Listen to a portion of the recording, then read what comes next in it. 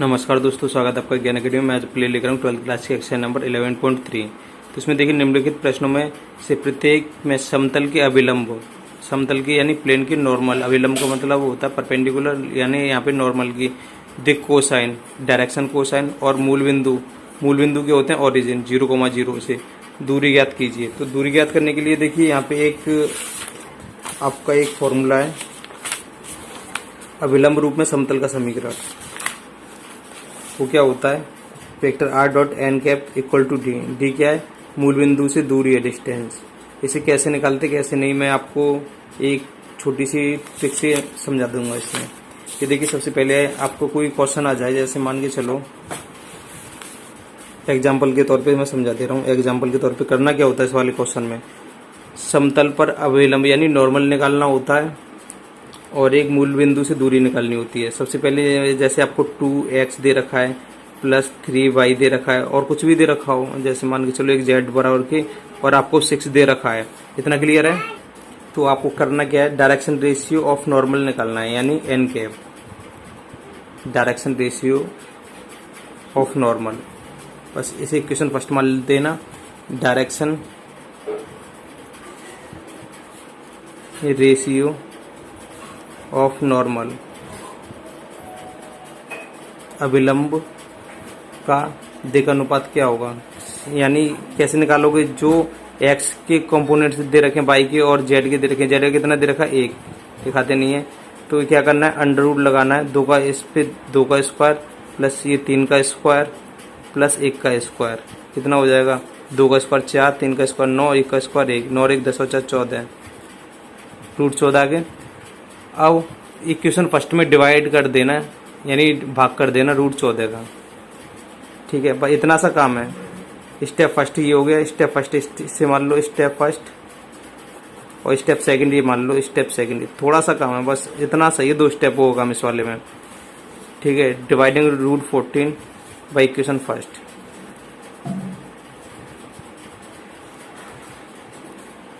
इन equation first. तो root 14 का यहाँ पे डिवाइड कर दोगे, यानी 2x प्लस के 3y प्लस के 1z है, कोई बात नहीं। रूट 14 का एक प्रत्येक एलिमेंट में कर दो, बराबर में कितना चल रहा था, 6 अपॉन में रूट 14 आ जाएगा। तो यहाँ से आपको क्या क्या निकालना था, ये देखिए सवाल में आपसे क्या क्या मांग रहा है, समतल के अभिलंब की दिक् कोसाइन और मूल बिंदु से दूरी ज्ञात कीजिए। तो ये देखिए यहाँ पे लिख दे रहा हूँ, समतल यानी प्लेन की अभिलंब, अभिलंब का मतलब नॉर्मल, परपेंडिकुलर, ठीक है। अभिलंब की दिक् कोसाइन, दिक् कोसाइन यानी दिक् कोसाइन,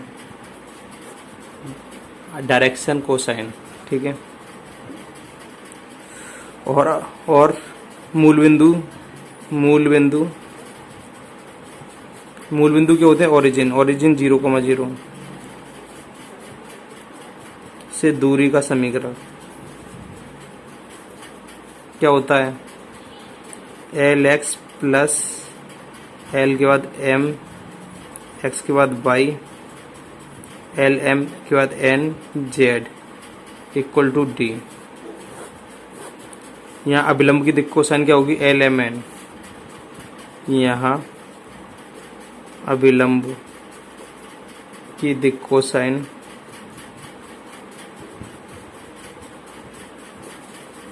L, M, N तथा मूल बिंदु से दूरी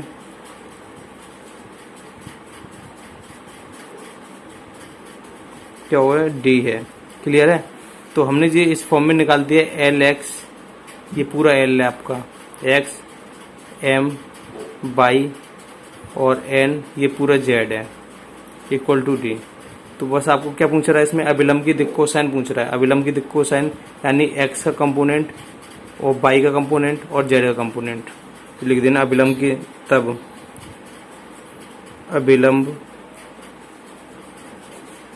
की दिक् कोसाइन, दिक् यानी डायरेक्शन, कोसाइन क्या निकली यहाँ से 2/√14, 2/√14 कॉमा 3/√14, 3/√14 कॉमा 1/√14, ये आपका राइट आंसर होगा। और मूल बिंदु से दूरी 6/√14, मूल बिंदु से दूरी यानी डी की वैल्यू कितनी आई है, ये रही 6/√14। क्लियर है, ये आपके राइट आंसर होंगे। ये तो मैंने एग्जांपल के थ्रू समझाया है, एक छोटा सा एग्जांपल दिया है। अब क्वेश्चन की बारी कर लेते हैं, क्वेश्चन किस टाइप से किस टाइप से नहीं उसे देख लेते हैं। ठीक है, आपको पहला क्वेश्चन दे रखा है जेड और के दो, यदि एक्स वाई और जेड का होना जरूरी है, ना तो इसमें एक्स है ना वाई है ना जेड है, तो हम 0 लिख सकते हैं क्या, 0 एक्स है क्योंकि एक्स है नहीं, प्लस 0 वाई है प्लस जेड है, जेड का कंपोनेंट कितना है, 1 है, 1 जेड इक्वल टू 2। क्लियर है, इक्वेशन क्या दोगे इसे, फर्स्ट दोगे। ठीक है, देन अब क्या निकालोगे, direction cosine of normal, direction ratio of normal. Direction ratio of normal कैसे निकालते हैं, अंडर रूट ये 0 का स्क्वायर प्लस यहाँ पे 0 का स्क्वायर प्लस 1 का स्क्वायर। 0 का स्क्वायर 0 ही रहता है, 0 का स्क्वायर 0 रहता है, 1 का स्क्वायर कितना रहता है 1, तो क्या निकल के आएगा 1। ठीक है, अब क्या करते हैं, डिवाइडिंग इक्वेशन फर्स्ट। ठीक है, तो इस 1 की डिवाइड कर दो equation first by equation first, divide by 1। ठीक है, तो 1 का डिवाइड करोगे इस पूरे में,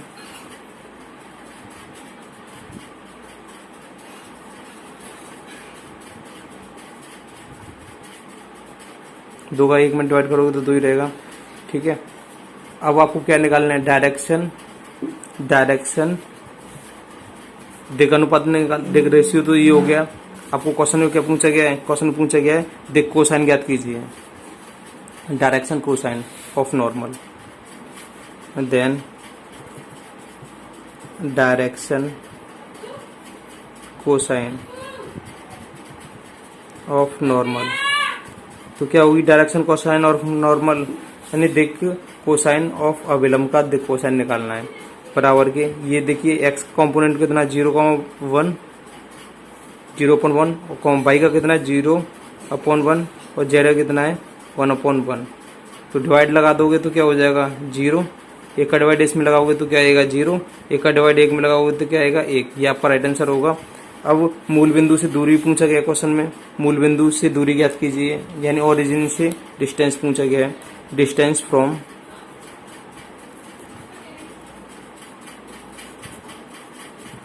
ओरिजिन, ओरिजिन का मतलब मूल बिंदु से दूरी कितनी दे रखी है 2/1 यानी 2। ये आपके राइट आंसर होंगे। क्लियर है, आपका बी पार्ट दे रखा है X plus Y plus Z equal to 1। ठीक है, तो आपको क्या निकालना, सबसे पहले direction ratio of normal, direction ratio of normal कैसे निकालोगे, अंडर रूट जेड एक्स का कंपोनेंट कौन है 1, वाई का 1 और जेड का कितना 1, 1 का स्क्वायर प्लस 1 का स्क्वायर प्लस 1 का स्क्वायर, 1 का स्क्वायर 1, 1 का स्क्वायर 1, 1 का स्क्वायर 1, 1 और 1 2 और 1 कितना हो जाएगा 3, यानी अंडर रूट 3 वैल्यू आ गई ना आपकी। ठीक है, तो अंडर रूट 3 का डिवाइड किस में करना है, इक्वेशन फर्स्ट में करना है, dividing by √3, dividing by √3 in equation first में डिवाइड कर दो, 1 एक्स था ये, अपॉन में क्या रख दोगे √3 प्लस 1 वाई था, √3 रख दोगे प्लस 1 जेड था, अपॉन में √3 रख दोगे। दोनों तरफ देना होता है, लेफ्ट में भी और राइट में भी, 1/√3। ठीक है, आपको क्या चाहिए, डायरेक्शन कोसाइन ऑफ नॉर्मल चाहिए, देन डायरेक्शन यानी दिक् कोसाइन, विलंब का दिक् कोसाइन चाहिए ना, डायरेक्शन कोसाइन ऑफ नॉर्मल क्या है 1/√3 एक्स का कंपोनेंट, वाई का कंपोनेंट कितना 1/√3 और जेड कितना 1/√3। ये आपके राइट आंसर होंगे। और क्या चाहिए, डिस्टेंस फ्रॉम द ओरिजिन चाहिए ना, डिस्टेंस फ्रॉम ओरिजिन यानी मूल बिंदु से दूरी चाहिए ना। मूल बिंदु से दूरी कितनी 1/√3, बहुत ईजी है। ठीक है, बढ़ते हैं सी पार्ट पे। सी पार्ट ये देखिए, डायरेक्शन कोसाइन ऑफ नॉर्मल निकाल लोगे बिल्कुल। दिक् अनुपात हिंदी में दिक् अनुपात, अभिलंब का दिक् अनुपात हिंदी में लिख लेना, चाहे इंग्लिश में लिख लो। अभिलंब का दिक् अनुपात या डायरेक्शन रेशियो यानी अनुपात ऑफ नॉर्मल क्या होता है, √2 का स्क्वायर, डायरेक्ट कर रहा हूँ 4, बाई का कंपोनेंट कौन है 3, 3 का स्क्वायर कितना हो जाएगा 9, फिर प्लस -1 है। ठीक है, 1 है ना इसका कंपोनेंट, -1 का स्क्वायर, -1 का स्क्वायर यहाँ दिखा दे रहा हूँ, 4 + 9 प्लस -1 का स्क्वायर प्लस 1 ही रहता है। 9 और 1 10 और 4 कितने हो जाएंगे, √14 हो जाएंगे। ठीक है, अब क्या करोगे, √14 का dividing √14 by equation first.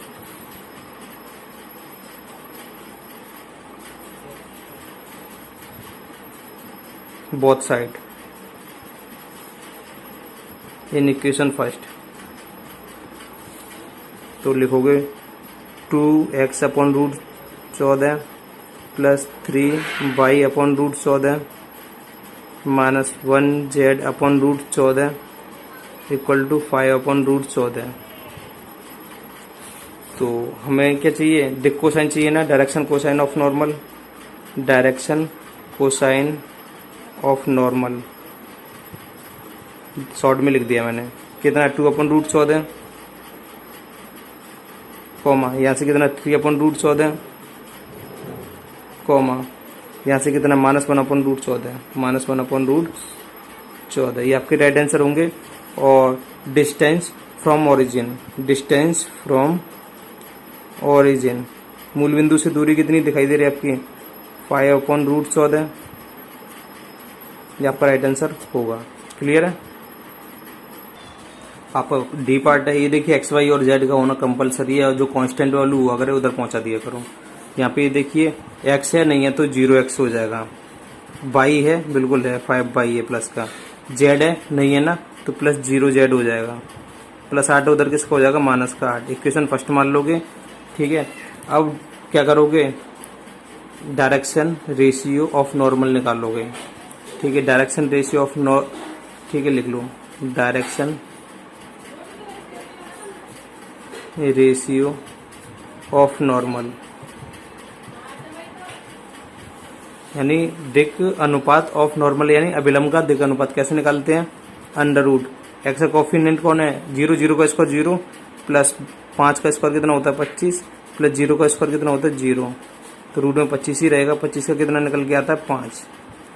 Clear है, 5 डिवाइडिंग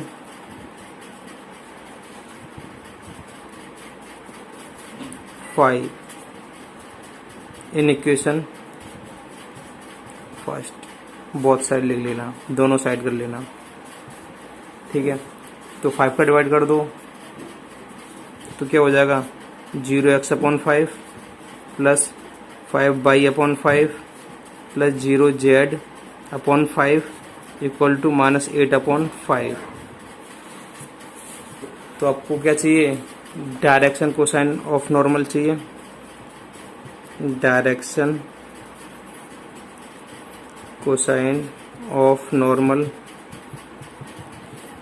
कितना है 0/5 कॉमा 5/5 कॉमा 0/5। तो 5 का 0 में डिवाइड करूंगा तो 0, 5 का 5 में डिवाइड करूंगा 1, 5 का 0 में डिवाइड करूंगा तो 0। आपका राइट आंसर होगा। अब डिस्टेंस चाहिए, distance from origin,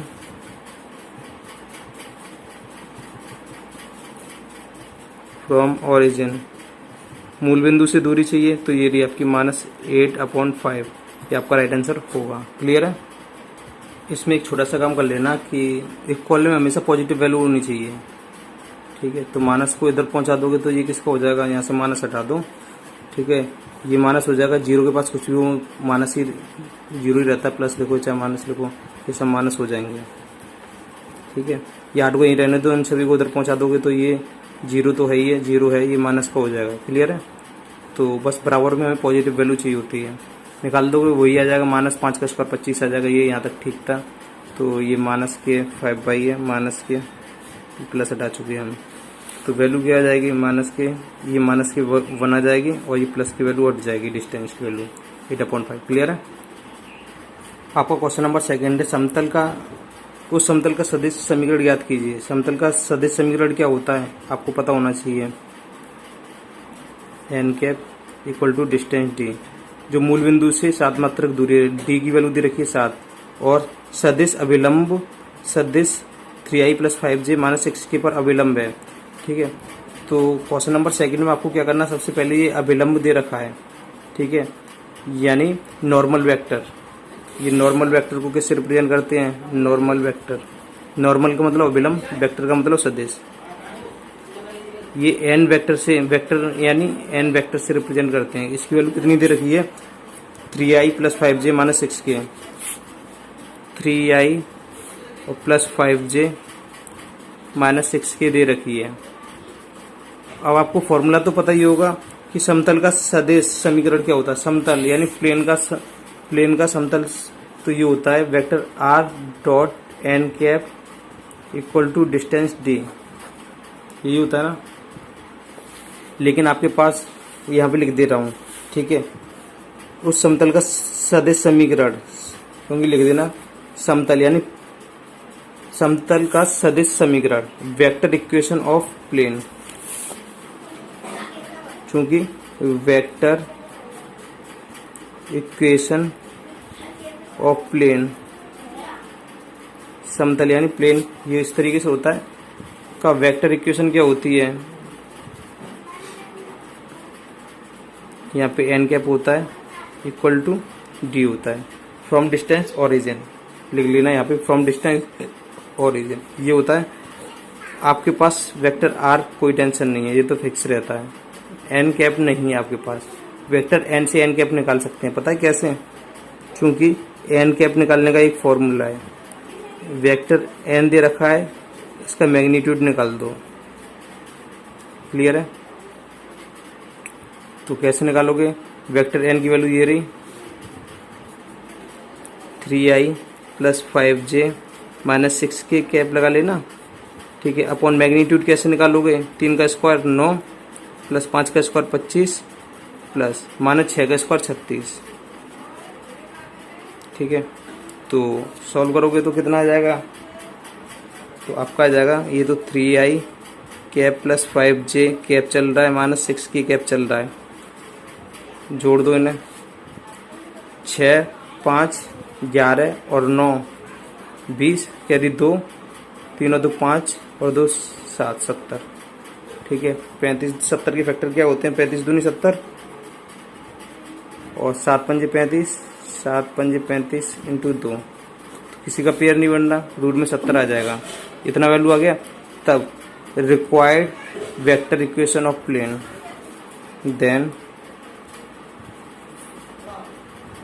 required vector equation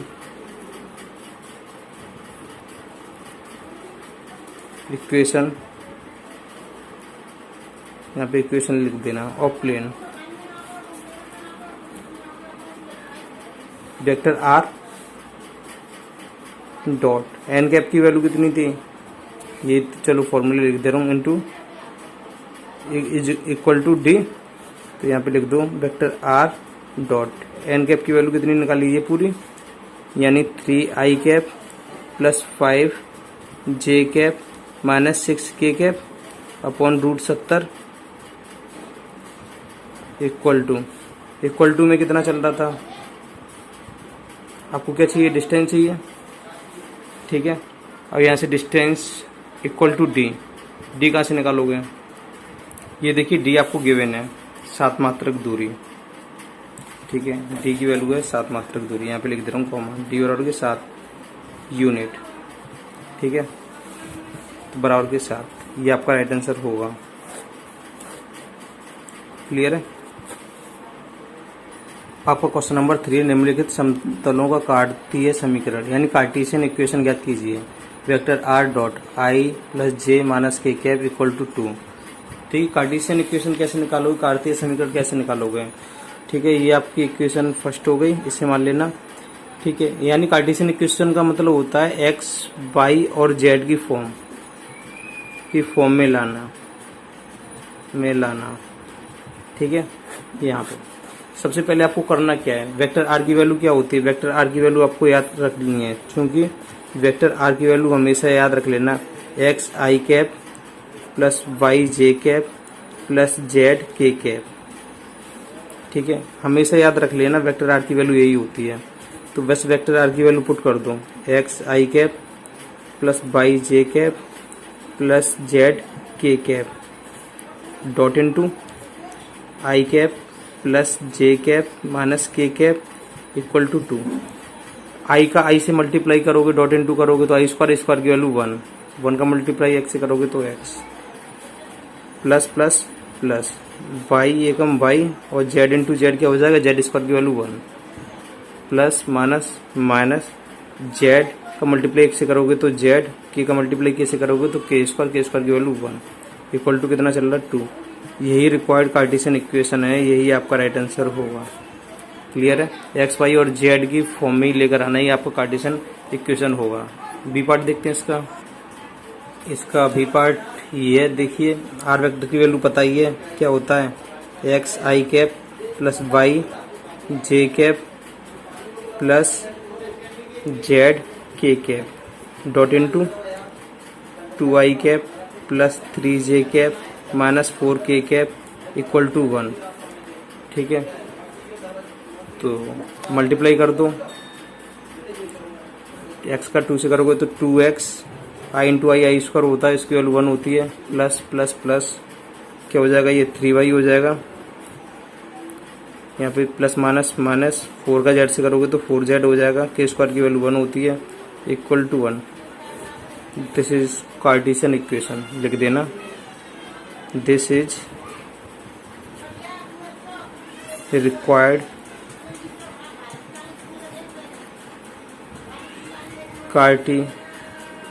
Cartesian equation.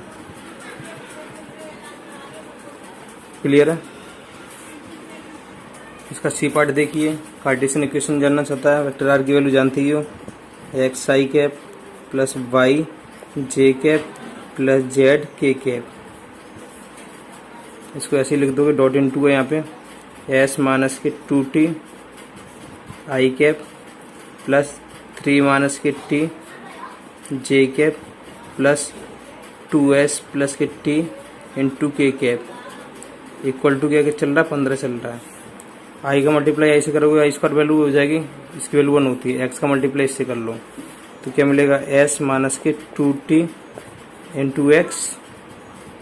अब J into J square value हो जाएगी, इसकी वैल्यू 1 होती है, वाई का मल्टीप्लाई इसके साथ कर लो, प्लस 3 माइनस के t इंटू वाई हो जाएगा ये।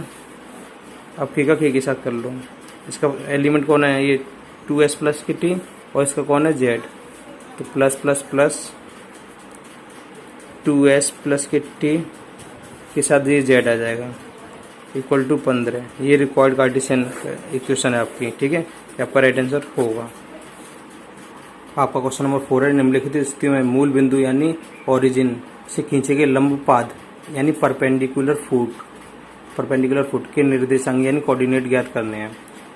तो परपेंडिकुलर के पाद क्या होते हैं, मूल बिंदु से खींचे गए ये लंब के पाद क्या होते हैं, ये देखिए यहाँ पे लिख दे रहा हूँ, मूल बिंदु यानी ओरिजिन, हिंदी में लिख दे रहा हूँ चाहे इंग्लिश में समझ लो, मूल बिंदु यानी ओरिजिन से खींचे गए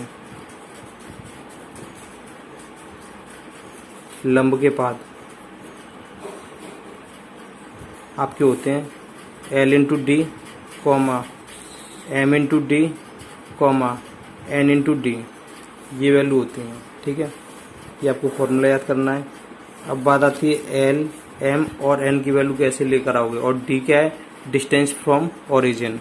तो हमने भी क्वेश्चन नंबर फर्स्ट पढ़ा था, ये तो फोर्थ पे आ गया, क्वेश्चन नंबर फर्स्ट की तरह ही करने ये वाले। तो ये देखिए आपको पहला क्वेश्चन दे रखा है, फोर्थ का ये पार्ट दे रखा है, आपको दे रखा है 2x plus 3y plus 4z minus के 12 इक्वल टू 0 है। माइनस के 12 को उधर पहुंचा दोगे तो क्या हो जाएगा 2x प्लस 3y प्लस के 4z equal to 12। Equation first मानोगे।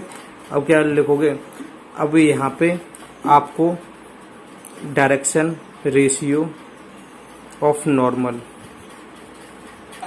Direction ratio of normal are कौन कौन से गिवन है आपको, 2 है। ये देखिए डायरेक्शन रेशियो ऑफ नॉर्मल क्या होते हैं, एक्स वाई और जेड के कंपोनेंट, यानी 2 है, 3 है, 4 है, इसलिए इनका मोड ऑफ निकाल लोगे। सो इसलिए जो फर्स्ट क्वेश्चन में मैंने लिखा था ये लिख देना, नॉर्मल आर लिख देना, 2 3 4 जैसे ये दे रखा है इस तरीके से लिख देना। सो इनके मैग्नीट्यूड निकालोगे, 2 का स्क्वायर कितना होगा 4, 3 का स्क्वायर कितना होगा 9 और 4 का स्क्वायर कितना होगा 16। 16 और 9 25 और 4 कितने हो जाएंगे 29। अब क्या कर देते, 29 का डिवाइड कर देंगे इक्वेशन फर्स्ट में। इक्वेशन फर्स्ट में डिवाइड किससे करोगे, √29 से कर दोगे। तो यहाँ पे कर दे रहा हूँ 2x upon √29 comma 3 upon √29 y हो जाएगा कॉमा 4 अपॉन √29 z हो जाएगा इक्वल टू 12 अपॉन √29 हो जाएगा ये। ठीक है। अब मैंने आपको क्या बताया था, मूल बिंदु से खींचे गए लंब के पास क्या होता है L इंटू डी। डी ये आपका ये डिस्टेंस, वेयर L की वैल्यू ये रही, M की वैल्यू ये रही और N की वैल्यू ये रही। लिख देना वेयर L कितना है 2 अपॉन √29, M कितना है 3 अपॉन √29 और N कितना है 4 अपॉन √29 और D कितना है, D है 12 अपॉन √29। आपको क्या चाहिए, मूल बिंदु से खींचे गए लंब के पद निकालने हैं। तो L का इंटू डी से करना है, M का इंटू डी से करना है, N का इंटू डी से करना है, यानी इन सभी में इनका D से मल्टीप्लाई करना है। तो अगले पेज पे करने जा रहा हूँ मैं इसे। तो मूल बिंदु से खींचे गए लंब के पाद L into D, M into D और कॉमा N इंटू डी होते हैं। L की वैल्यू इतनी थी 2 अपॉन √29 इंटू डी की वैल्यू ये थी 12 अपॉन √29। तो वैल्यू पुट कर दिया, बस इंटू करना है आपको और कुछ नहीं करना। 12 दूनी कितने हो गए 24 अपॉन √29 पूरा 29 हो गया कॉमा 36 अपॉन पूरा 29 हो जाएगा। 12 चौक 48 √29 इंटू √29 पूरा 29 हो जाएगा। ये आपके राइट आंसर होंगे। क्लियर है। इसी तरीके से आपको क्वेश्चन नंबर, ये देखिए इसमें x नहीं है, y है, z है, कोई बात नहीं, इसे देखते हैं। इसमें x y z है और इसमें भी x y z था, बराबर की बनता है, बराबर की बार आता है ऐसे। ये आपको होमवर्क करना है। ऑप्शन सी, b और d एक जैसे हैं क्योंकि इसमें ये देखिए किसी न किसी की शॉर्टेज है। इसमें तो x की शॉर्टेज है, इसमें x की और z की शॉर्टेज है। तो मैं आपको डी ऑप्शन करा दे रहा हूँ और बी आपको खुद होमवर्क करना पड़ेगा। -6 से उधर प्लस का 6 हो जाएगा, इस तरीके से करना आपको। ठीक है। तो ऑप्शन डी पे चलते हैं हम। तो इस वाले क्वेश्चन में आपको क्या करना है, बराबर में 8 पॉजिटिव लेकर आना है। तो 5/, उधर ले जाओगे इसको हो जाएगा -5/, इसे लिख सकते हैं -5/, बराबर में 8, यानी इसे हम इधर ही छोड़ देंगे। यानी -8 लेकर जाओगे तो माइनस यहाँ से हटाओगे, इधर लगा दोगे, बहुत साइड में माइनस कर दोगे तो आ जाएगा। ठीक है। यानी 5/, को उधर ले जाओगे तो -5/, हो जाएगा। इस तरीके की तराजू होती है, तराजू को पलट दोगे तो कोई फर्क नहीं पड़ेगा। ठीक है। अब क्या करोगे, x y और z की फॉर्म में चाहिए। क्या इसमें x है, नहीं है ना, तो 0x, y है बिल्कुल है -5/, z है नहीं है ना, तो 0z इक्वल टू 8। इक्कीस से इक्वेशन क्या मान दोगे, फर्स्ट मान लोगे।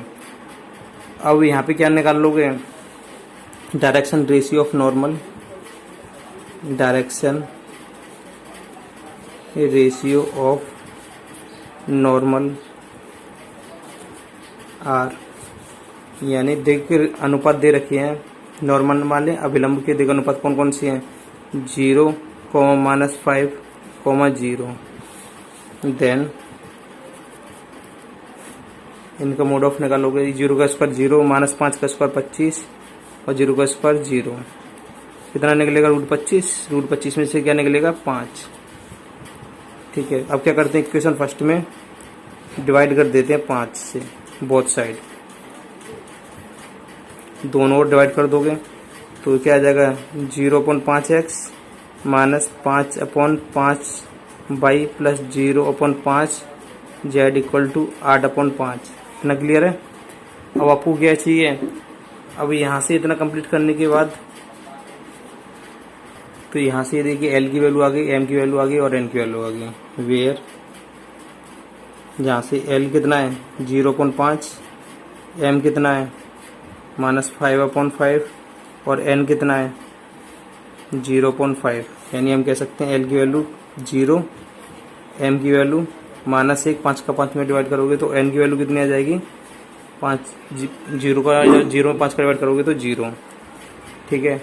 और डी कितना आपका, डी आपका 8/5, ठीक है। आपको क्या निकालना है क्वेश्चन में, तो ये देखिए क्वेश्चन में क्या निकलवाने कह रहा है, खींचे गए लंब के पाथ के निर्देशांक कोऑर्डिनेट ऑफ परपेंडिकुलर फूट निकालने हैं। कोऑर्डिनेट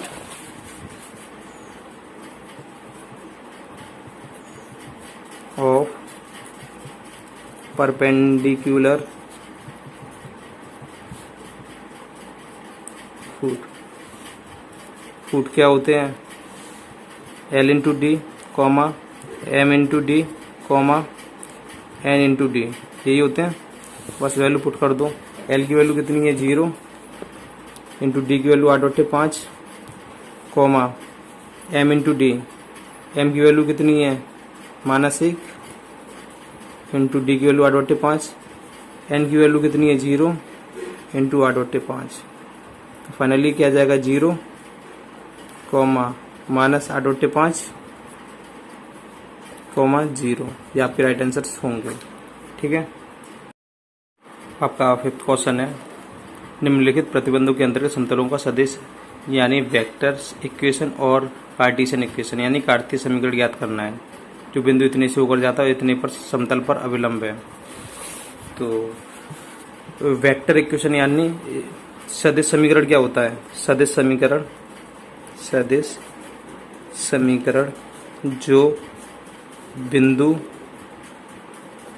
जो किसी बिंदु लिख लेना, जो किसी बिंदु से होकर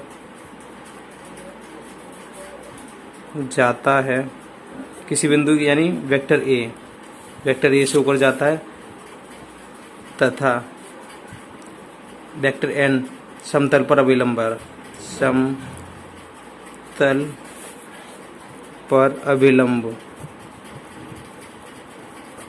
है, उसका समीकरण क्या होता है, उसका होता है यानी सदिश समीकरण जो वेक्टर ए से होकर जाता है तथा एन वेक्टर एन पर समतल पर अविलंब हो।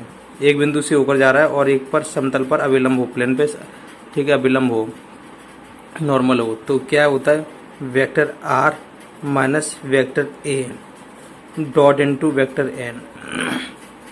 क्लियर, ये आपको फॉर्मूला याद करना पड़ेगा। सदिश समीकरण, ये सदिश समीकरण है, क्लियर है, इक्वल टू 0,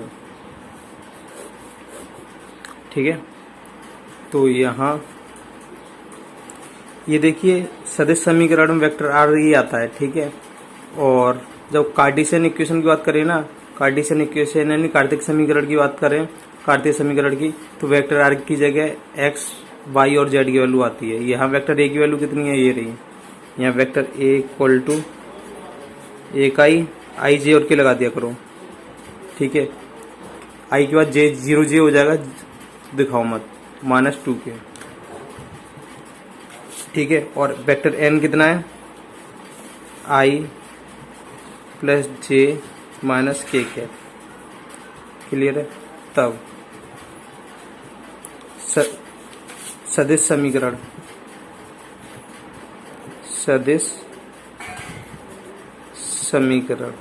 क्या होगा, रिक्वायर्ड सदिश समीकरण जो आपको जरूरत है, जो बिंदु से होकर जाता है और वेक्टर आर पर अविलंब है, तो यही होता है। तो vector r minus vector a की वैल्यू कितनी है आई कैप -2 के कैप,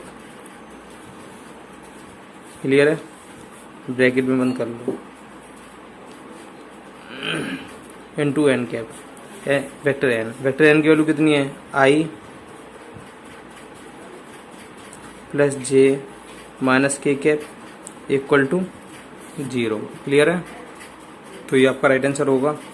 ठीक है, सदिश समीकरण। कार्तीय समीकरण की बात कर रहा है ना, कार्तीय समीकरण, कार्तीय यानी कार्टेशियन इक्वेशन, कार्तीय समीकरण। तो कार्तीय समीकरण में क्या करना है, बस वेक्टर आर की जगह, चूंकि यहाँ पे लिख दे रहा हूँ, वेक्टर आर की जगह क्या होता है, एक्स आई plus y j cap plus z k cap रखने पर। ठीक है, इस इक्वेशन कुछ भी दे देना, इसमें पुट कर दोगे तो वेक्टर आर की जगह क्या रखना है, x i cap plus y j cap plus z k cap minus ये चल। ठीक है, अब इक्वेशन फर्स्ट में ही कर रहे हैं हम, माइनस करोगे तो क्या हो जाएगा, ये माइनस क्या ही हो जाएगा, minus minus plus 2k cap हो जाएगा। कार्तीय समीकरण के लिए लिख देना। ठीक है, इसी चल रही है, dot into I plus J minus के कैप चल रहा है, इक्वल टू 0। इसमें से एक आई घटाओगे तो आई कॉमन ले सकते हो यहाँ से, तो क्या बचेगा यहाँ से x माइनस यहाँ से क्या बचेगा 1, आई कॉमन ले लोगे तो प्लस जे यहाँ से कॉमन ले लोगे, सॉरी जे तो यहाँ पे है ही नहीं, बाई जे यहाँ पे जे है नहीं तो वाई जे हो जाएगा, बाई जे। ठीक है, वाई जे हो गया आपका। के पास कौन है, ये है, प्लस यहाँ से के से कॉमन आ जाएगा, क्या के कॉमन आ जाएगा तो जेड प्लस 2 हो जाएगा, जेड प्लस 2 के cap in dot into करना i cap j cap minus के कैप।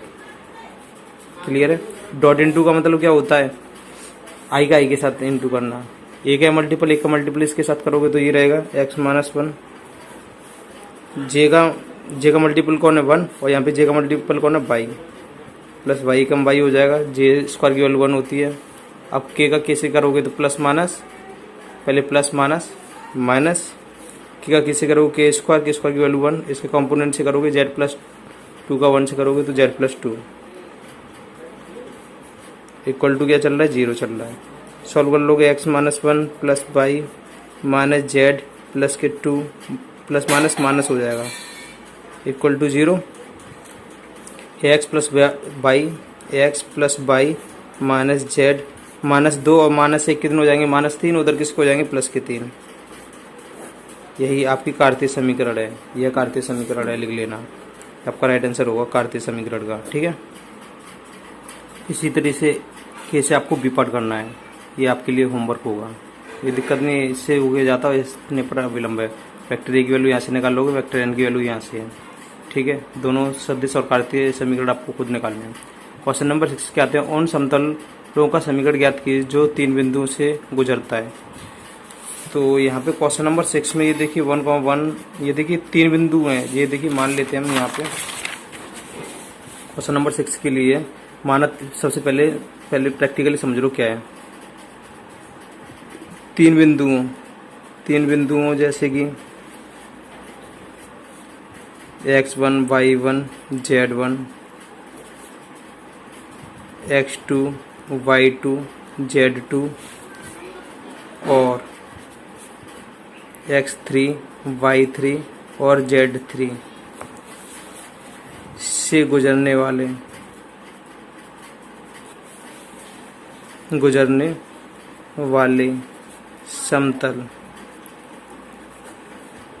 समतल की एक कंडीशन है।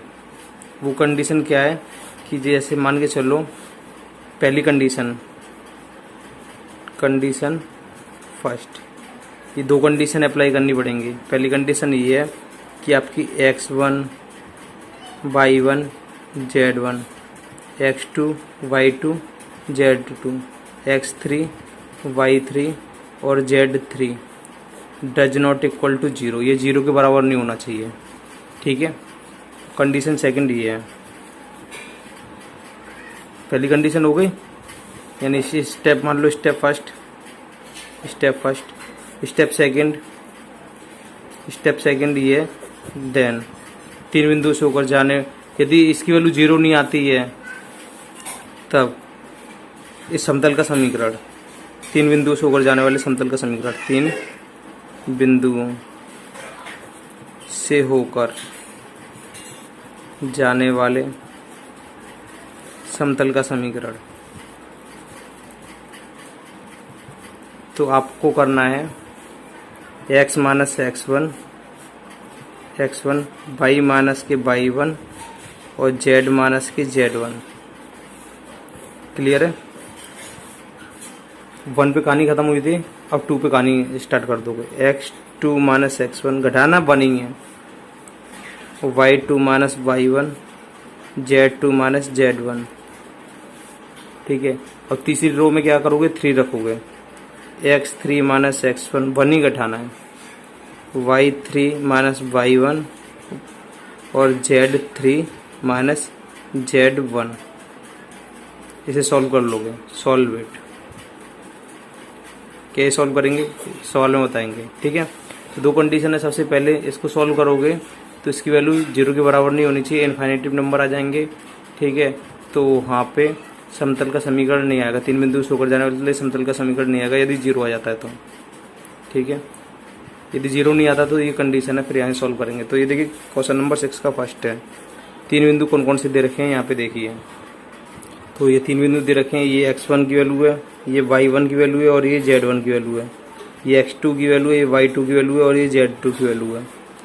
ये x3 की वैल्यू है, ये y3 की वैल्यू है और ये z3 की वैल्यू है। ठीक है, तो 3 बिंदु से ऊपर जाने वाले समतल का समीकरण। ठीक है, तो सॉल्व करोगे इसे। सबसे पहले आपको क्या करना है, मैंने पहली कंडीशन बताई थी 0 के बराबर नहीं हो, तो सबसे value 1 minus 1, 6 4 minus 5 minus 4 minus 2 और 3। सॉल्व कर लोगे, पहली वैल्यू ले लोगे, पहली ऐड कर लोगे। 4 थिया 12 माइनस प्लस और एक अपनी तरफ से माइनस, 5 दूनी 10। सेकेंड वैल्यू माइनस की लोगे, सेकेंड ऐड कर लोगे। 6 थिया 18 माइनस प्लस अपनी तरफ से एक माइनस ले लोगे, 4 पंजे 20। क्लियर है? तीसरी वैल्यू प्लस की लेनी है, माइनस से प्लस माइनस माइनस, तीसरी ऐड कर लोगे। 6 दूनी 12 माइनस के 12 माइनस प्लस 4 चौक 16 प्लस के 16। ठीक है, इसे सॉल्व करोगे तो कितने बचेंगे, 2 2 2। कितने बचेंगे, माइनस के 2 माइनस प्लस प्लस के 2 और 16 में से 12 घटाओगे 4 माइनस के 4।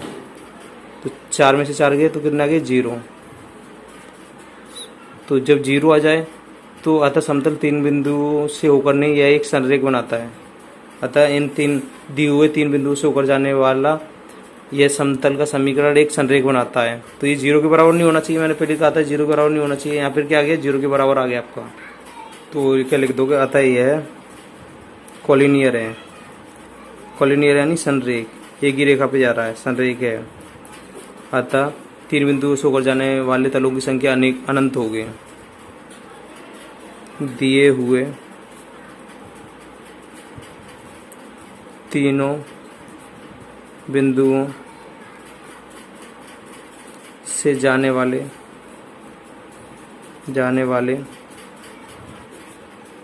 तलों की संख्या इनफाइनेटिव यानी अनंत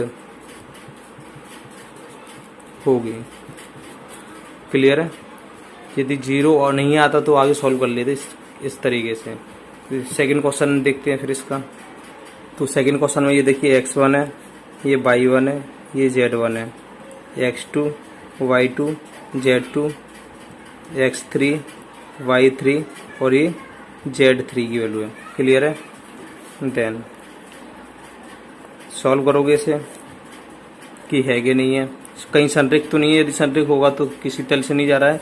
तो यहाँ पे क्वेश्चन में पूछा गया 3 बिंदु से गुजरता है और समतल का समीकरण निकालिए। तो समतल का समीकरण नहीं निकलेगा, यदि 0 के बराबर नहीं आता तो समतल का समीकरण निकल जाएगा। 1 1 0 1 2 1 माइनस 2 2 माइनस 1। सॉल्व करोगे 1 माइनस 2 एकम 2 माइनस 2 एकम 2 माइनस 2 एकम 2। क्लियर है? माइनस 1 ले लोगे, माइनस 1 और माइनस प्लस 2 और ये प्लस ये 0 लोगे, 0 तो सभी को 0 ही कर देता है, ठीक है। -4 हो जाएगा, -4, 2 में से 1 गए तो कितने बचा, 1, -1, -5 डज नॉट इक्वल टू 0, 0 के बराबर नहीं आ रहा। देन 3 बिंदुओं से होकर जाने वाले समतल का समीकरण, 3 बिंदुओं से होकर जाने वाले समतल का समीकरण।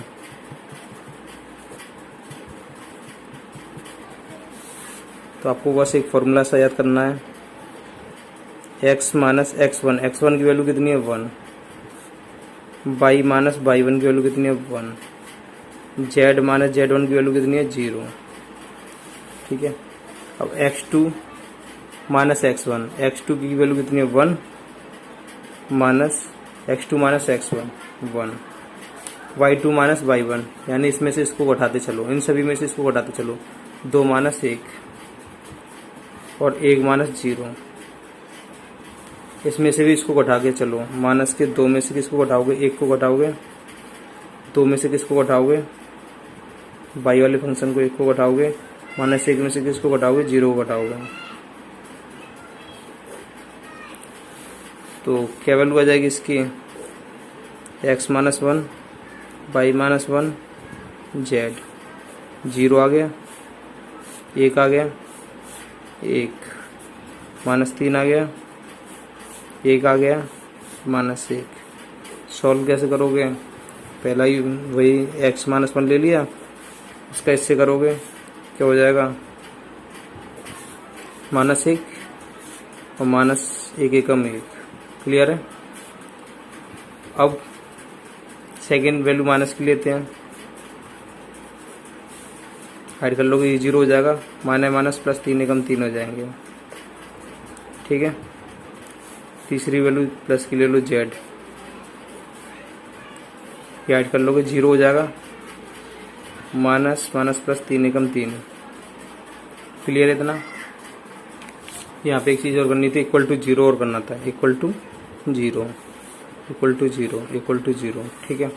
-1, -2 का मल्टीप्लाई से करोगे माइनस के 2x हो जाएगा, -2 का इससे करोगे माइनस प्लस के 2 हो जाएगा, माइनस और 3 का मल्टीप्लाई करोगे माइनस के 3y हो जाएगा, माइनस प्लस 3 एकम 3 हो जाएगा, प्लस के क्या हो जाएगा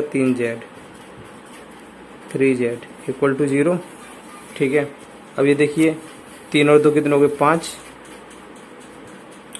ठीक है। माइनस का मल्टीप्लाई कर दो, यानी चलो ऐसे लिख लो, सबसे पहले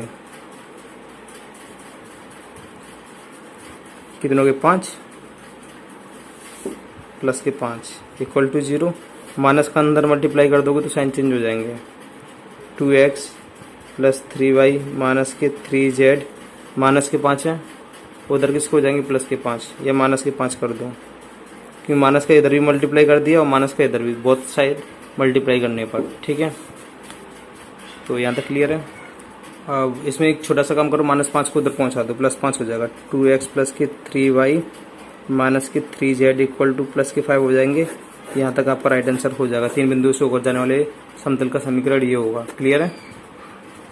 क्वेश्चन नंबर 7 है, समतल यानी plane 2x plus y minus z equal to 5 द्वारा काटे गए अंतखंड इंटरसेप्ट कट ऑफ जानना चाहता है, क्या होंगे।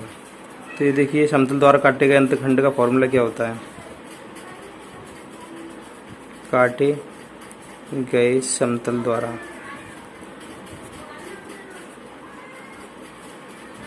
ये देखिए एक फॉर्मूला है, x upon a plus y upon b plus z upon c equal to 1 होना चाहिए, जहाँ ए बी और सी समतल द्वारा काटे गए अंतखंड हैं। जहाँ ए कॉमा बी कॉमा सी समतल द्वारा काटे गए अंतखंड हैं, इंटरसेप्ट कट ऑफ है, अंतखंड हैं। क्लियर है। तब तो समतल का इक्वेशन दे रखा है ना, 2x प्लस वाई माइनस के जेड इक्वल टू 5 दे रखा है। यहाँ पे इक्वल में 1 होना चाहिए। 5 क्या करेगा, सभी की साइड डिवाइड कर देगा, वाई अपन 5 हो जाएगा माइनस जेड अपॉन की क्या हो जाएगा 5 इक्वल टू 1 आ जाएगा। तो अब इसे तो इस वाले फॉर्म में रखना है हमें, तो इसके अपॉन में जो आएगा वही अंतखंड होते हैं। तो एक्स के अपॉन में कुछ नहीं होना चाहिए, वाई के अपॉन में कुछ नहीं होना चाहिए, जेड के पास मतलब पास कुछ नहीं होना चाहिए, और प्लस का साइन भी होना चाहिए। तो हम इसे ये लिख सकते हैं क्या, ये 2 नीचे लिख दो, क्योंकि 2 कहाँ जाएगा, ऊपर ही जाएगा, प्लस वाई अपॉन 5, यहाँ भी प्लस भी चाहिए तो प्लस लिख दो, जेड अपॉन -5 लिख दूंगा इसे, इक्वल टू 1। क्लियर है। तब अंतखंड